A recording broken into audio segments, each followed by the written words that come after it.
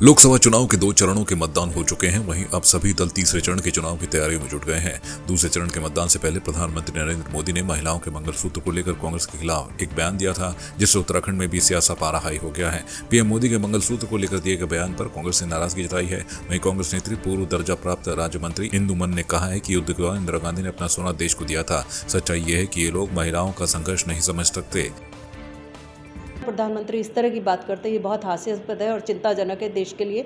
और देश इस बात को देख रहा है और समझ रहा है और चुनाव में बता देने वाला है इनको इसका जवाब। कांग्रेस पार्टी बलिदान के लिए जानी जाती है। इंदिरा गांधी जी हमारी आती हैं तो उन्होंने भी अपना सोना देश के लिए अर्पित किया और अपना त्याग देश के लिए किया। उसके बाद राजीव गांधी जी का भी त्याग हो जाता है। हमारी पार्टी त्याग के लिए जानी जाती है, ना कि सोने पे निगाह रखने के लिए। अगर सोने पे निगाह होती तो 2014 में उसका रेट केवल 28,000 नहीं होता, जो आज 24 में 75,000 तक पहुंच चुका है। बाजपुर के कोसी नदी में खनन को लेकर हुई फायरिंग की घटना के बाद पुलिस की बड़ी कार्रवाई देखने को मिली है, जहां पुलिस ने घटना के 3 आरोपियों को गिरफ्तार कर लिया है और उसके पास से घटना में प्रयोग किया गया तमंचा भी बरामद हुआ है। पकड़े गए आरोपियों को न्यायालय भेज दिए गए हैं। बता दें कि बाजपुर के बन्ना खेड़ा चौकी क्षेत्र में रविवार को कोसी नदी में खनन को लेकर काशीपुर के ग्राम गुलजारपुर और बाजपुर के ग्राम गोबरा के लोगों में विवाद हो गया, जहाँ विवाद इतना बढ़ गया था कि एक पक्ष ने फायरिंग शुरू कर दी। मारपीट के दौरान 5 लोग घायल हो गए थे।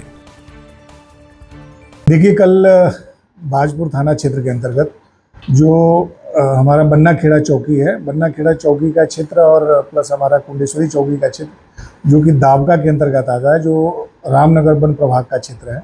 और वहाँ पे रामनगर वन प्रभाग के अंतर्गत ही वहाँ उनके बैरियर हैं, जहाँ से खनन होता है और खनन होकर के वो फिर रॉयल्टी के माध्यम से वो जाते हैं। इसी बीच में वहाँ चूँकि दोनों एरिया के लोग, जो कि कुछ कुंडेश्वरी बन्ना खेड़ा क्षेत्र के लोग थे जो कि ग्राम गुलजारपुर के हैं, और इधर दावका क्षेत्र के लोग जो कि वहाँ पे खनन कर रहे थे।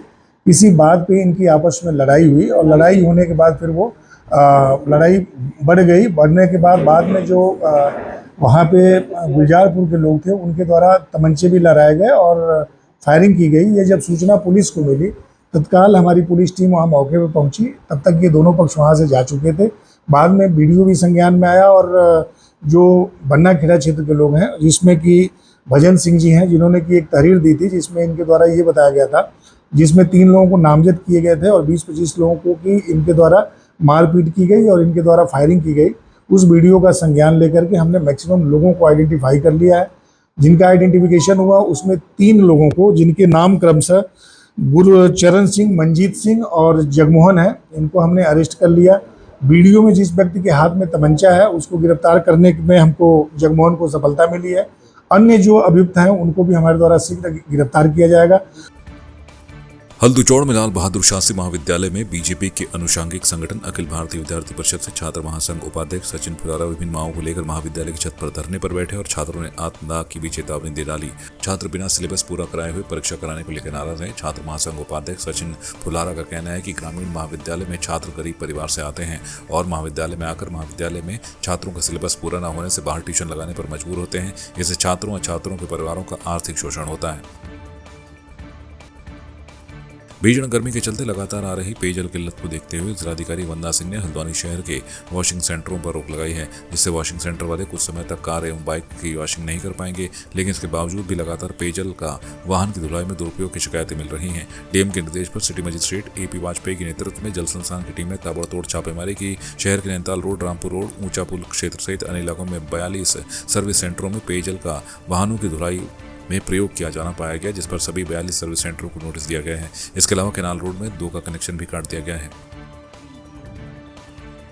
देखिए, ग्रीष्मकाल को देखते हुए अभी चूँकि पेयजल संकट की स्थिति उत्पन्न हुई है, तो उसको देखते हुए कुछ गतिविधियों पर रोक लगाई गई है, जिसमें जितने भी वॉशिंग सेंटर हैं, सर्विस सेंटर हैं जो कार वॉश करते हैं, इसके अलावा जिसने निर्माण कार्य हाल फिलहाल में जो शुरू हुए हैं उन पर रोक लगाई गई है। उसी के तहत जितने भी शहर और उसके आसपास में हमारे सेंटर्स हैं उनको करीब हम लोगों ने नोटिस दिए हैं। साथ ही कुछ केसेज पकड़े गए हैं तो उनका पेयजल संयोजन जो है वो डिस्कनेक्ट किया गया है।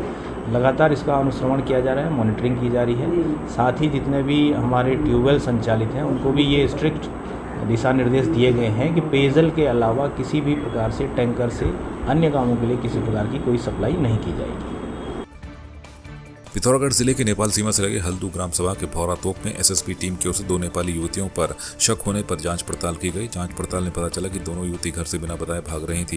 इस दौरान एसएसपी की टीम ने पुलिस व युवतियों के परिजनों को इसकी जानकारी दी। वहीं एसआई सुशीला आर्य ने बताया कि दोनों लड़कियों से पूछताछ में पता चला कि उनका किसी भी तरह के अपराध से कोई संबंध नहीं है। उक्त प्रकरण को लेकर उन्होंने अब टीम की जमकर सराहना करते हुए दोनों युवतियों को पुलिस व एसएसपी की टीम ने समझा बुझाकर उनके परिजनों के माध्यम से नेपाल पुलिस के सुपुर्द कर दिया गया। आज सुबह एसएसपी टीम के द्वारा हमें ये बताया गया था कि 2 नेपाली लड़कियां यहाँ पर आई हैं, वो संदिग्ध पाई गई हैं। जिस आधार पर हम लोग यहाँ पर एएसयू की टीम और मैं एसआई सुशीला आर्य यहाँ पर आई। मौके पर मेरे द्वारा उन दोनों लड़कियों से पूछताछ की गई। दौरान पूछताछ मेरे द्वारा किसी भी प्रकार के अपराध का होना नहीं पाया गया, ना ही कोई मानव तस्करी से संबंधित तथ्य पाए गए। जिस आधार पर एएसयू टीम द्वारा और हमारे द्वारा उन लड़कियों को उनके अभिभावकों के समक्ष नेपाल पुलिस के सुपुर्द कर दिया गया। आपकी इस पर क्या राय है, हमें कमेंट कर जरूर बताएं। इसके साथ ही आप हमारे YouTube चैनल को सब्सक्राइब कीजिए। आप हमें Facebook, Instagram, Twitter और कू ऐप पर फॉलो भी कर सकते हैं। और संवाद 365 के साथ एक क्लिक में जुड़ने के लिए डाउनलोड कीजिए संवाद 365 ऐप।